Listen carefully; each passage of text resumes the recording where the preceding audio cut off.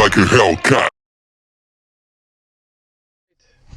Pretty gloomy day, pretty shitty out, rainy. Yeah, it's kind of nasty. But I'm just got here, right in front of a Chipotle. Waiting for them to open up. Kind of creepy, right? But yeah, I got like 20 minutes. I just have to go through the email, what's going on. I don't want to like go in the office and then come out again.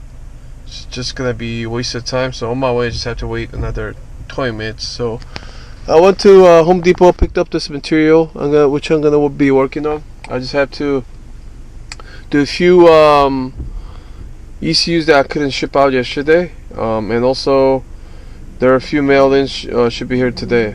Yeah, recently we've been getting a lot of mail-in ECUs, so I'm just gonna come in and get this done. Alright, Wednesday. Hey, here's my iPhone stand. It's just being charged right now.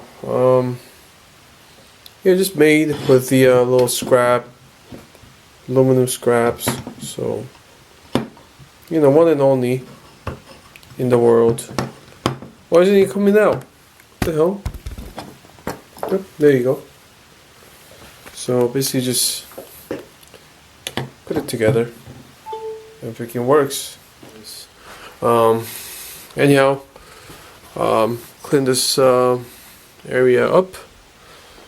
Package all the ECUs. I have to drop it off later. And yeah, it's a pretty crappy day today. It's like rainy, gloomy all day. I'm waiting on this water meth kit still. It's gonna come in tomorrow, I'm hoping. It should. And just went ahead and just made a, oh, there's my key. Made a, just, you know, the base. I'm gonna actually try to do it a little different this time. It's really nice and clean, but then... Alright, so got to the shop. Packages. This is the bunch of spark plugs and EM water meth kit. And some differential oil for Sandy. We're gonna put it in tomorrow. Alright, so got these two mail-in ECUs ready to go. Gonna go drop it off on the way. I was basically online, took care of pretty much everything. I was making the brackets while I have the kit here. So basically, this is gonna be the version we'll be selling online with the kit. So I just made two brackets just to check everything. Still have to make another bracket here to secure the whole bracket here. Ooh, what happened here? So right now, this is only like mocked up. That's why it's only spot welded. It's not like so clean. And this thing actually ended up breaking. So I'm gonna actually probably finish up all welding. So this is like about 30 minutes from my house and about 45 minutes from the shop. So it's a different town. And I got the Krispy Kreme. That's actually the only one around here too. So just wanted to yeah, whenever I get a chance, I guess get them. And yeah, they have cool like Halloween theme donuts here. My kids will actually love them. So get them. Got them. Look at this one.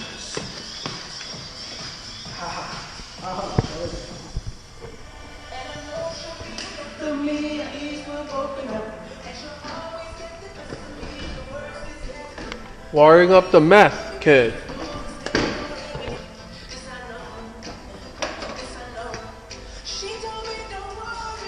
Oh, you gotta get the boost? Where are you gonna get the boost from? Oh, over here. This line here. Sent the owner this picture of Aaron trying to jack his car.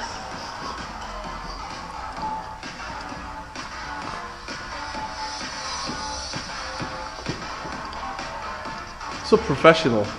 Hey, got all the packages done. And Aaron's about to drop it off. Get some sushi. Japanese food made by Chinese people, and for lunch. And I'm just gonna start painting. People, please, people, stop sending stamps. Oh yeah, no stamps, please. Come on, we mentioned this so many times, and pretty much like 20% of chance this will come back, and like no stamps, please. That's with the USPS. And it's also cheaper without stamps. Right, and just use UPS or FedEx. No USPS usually. It just sucks around here. So representing Shapa Fong. Got our logo in there too. I don't know if you see it. But just gonna start painting the wall real quick for today. It's gonna be painted. Did the little masking there already. With all the masking tapes. And this is gonna be the area we're gonna do some reviews and stuff, film it. So just gonna use some spaces here. Gonna put down here, nothing crazy. Oh my god, this thing sucks. Yeah, you get what you pay for, pretty much. So layer 2 is done. Just gotta dry it out a little bit. Do the last layer with a fresh roller, I guess. Roller. It needs to be adjust a little bit too, right? Yeah. No. I always want this thing. I know, but I can't get it up because it'll start rattling. You can't get it up? What's your problem, man? Start rattling. It's never happened before. Yeah. Yeah, it'll start rattling. I know how you like it up. Yeah. I mean, it looks kind of stupid on the ground. You look stupid, but I don't say nothing. Well, we just watched the stupidest video, right? What was it? It's turbo, dude. 500 horsepower. Watch out. Yeah. It's funny. I mean, made my day. Should we play it for the viewers? Huh? Should we play it for the viewers? No. I mean, they'll judge. No problem. I don't think I could get up here. I'll just jump in here. But what we're doing right now is add the differential oil to the car, and it's very easy to service, even with the freaking cooler in here.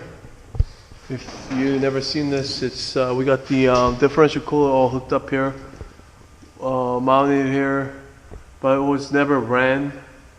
But we just hooked up the pump switch, and all I have to do is just jump in here, flip the switch, and let the pump to suck the fluid. Right. So flip the switch.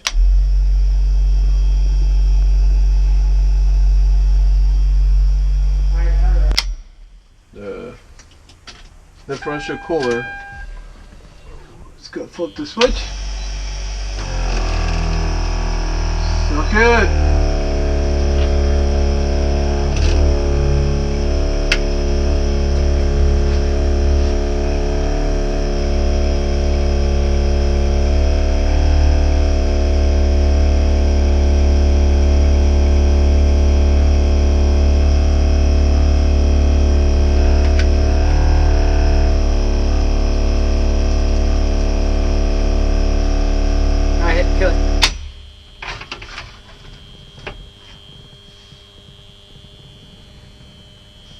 A little more.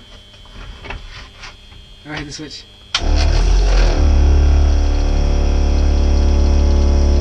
Kill it. Alright, hit the switch on. On? Yeah, just to get everything through the lines. Yep. Alright, kill it.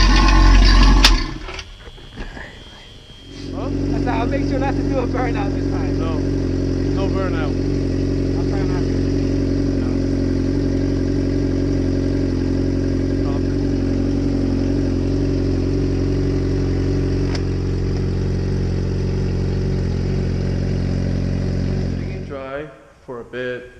and basically just taking off the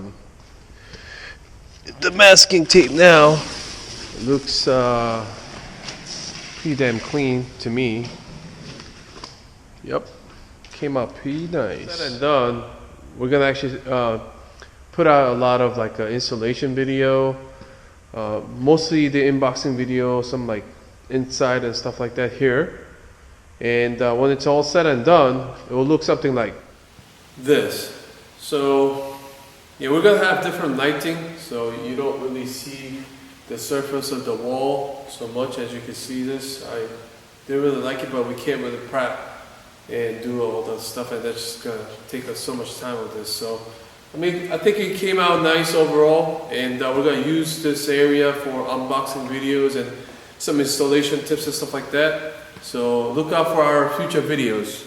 So it's Monday, it's about 3 o'clock. Just took care of all the shippings and online stuff. Aaron just went to drop them off. Hope you guys had a good Halloween. Yeah, I had a good time with my family and everything. Yeah, just back in the shop, same thing, pretty much. Just doing a little road testing on the twin turbo, and yeah, that's how it dried out. It looks pretty good. Has a little light there too, so once we shut the gate, it'll look pretty decent. Sandy's just chilling here. The twin turbo had some leaks here and there, so we're just fixing it. Random math line, ready to jump on the dyno as long as there is no leak. We just went for testing while dropping off some packages. Yeah, it's a SEMA week this week, so I kind of want to talk about this like in this video, because I don't think it's gonna be a lot of footages, but a lot of people I actually met, their goal is to get their cars in the SEMA show. And most often these guys are actually into like the car shows and stuff. I get it, but it is a trade show, not a car show. I mean, it became like a car show, hence why I'm not there to check out cars right now. It's more for the ones that actually offer their products, manufacture their stuff, or offer services, whatever, are there to trade and at the same time socialize and stuff like that, you know. I know it's like one of the largest, I guess it is the largest show in the automotive industry, but like some people kind of mentioned that you know, why we weren't there, and why we're not in the builder as like one of the builders and stuff like that. The reason why is that we didn't even apply this year. We didn't even submit any proposal, whereas we did one last year, submit the proposal to Hyundai, and they were actually interested, but at the end of the day, the idea was just too crazy, and the budget that we asked for was like up there, and they kind of laughed, and it didn't happen. We did the rear-wheel drive Sonata, the new LF or the newer Sonata, and we're gonna make it as a drift car. And that was, I mean, here's the thing, like, you could build all these cars, but at the time, I'll tell you the truth, we were gonna send out the car, we were gonna actually outsource everything, because at the time we couldn't weld, we couldn't fabricate, we couldn't do anything. I mean, even though we have a car to do it this time, let's say like we have a car to build it, we probably have to send out the car to do the proper cages, spot welding, barbecue, all that stuff. So, and at the same time, they wanted something that's mild, easy to work with, because at the end, if one of the builders fail, it's actually bad for them as well. So they have like set deadlines, and at the same time, you can't do your regular routine work, and all the service go down, and like all the stuff.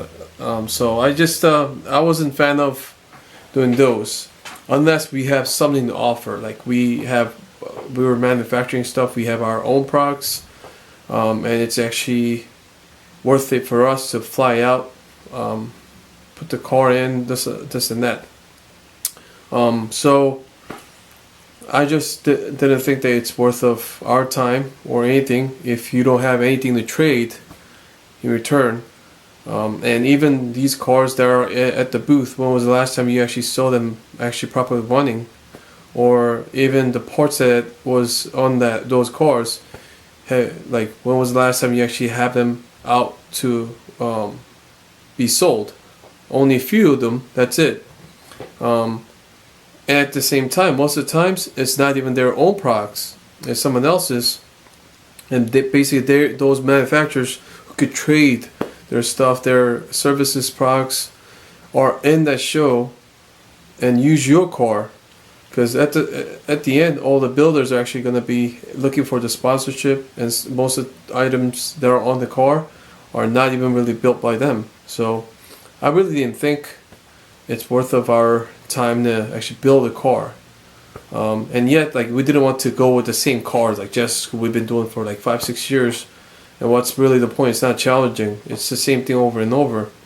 So we really didn't want to go with it. I mean, like, some people asked those questions just recent, so I wanted to put it in the blog. And that's one of the reasons why. And as a trade show goes, I want to go to the PRI show. I went there last year and a few years before, when it used to be held down in Orlando. This is like fully dedicated to the trade show. So over there is only sellers and buyers.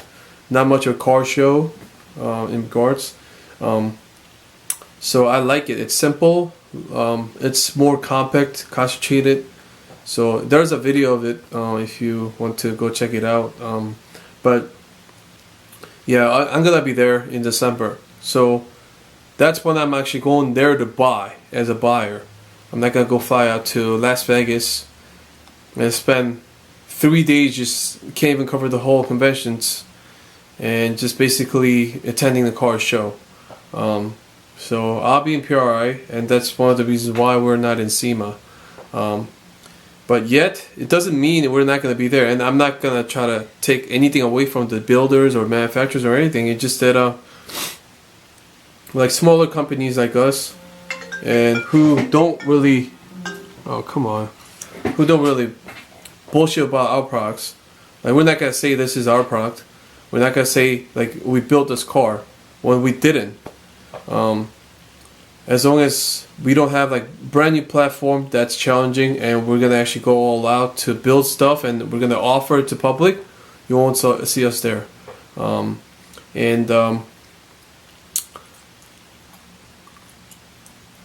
Again, disclaimer: this isn't towards anybody who built the car. I mean, I've seen this year's cars; they look great, and they did a great job overall. But this is one of the reasons why the Japanese manufacturers and all these like Apexes and all these guys aren't in SEMA anymore, because they spend all this money to come fly out, ship their cars from Japan, and they don't really have anything in return. They rather just freaking sponsor these smaller cars in the car shows, or like some cars in the booth, or even like the manufacturer's booth.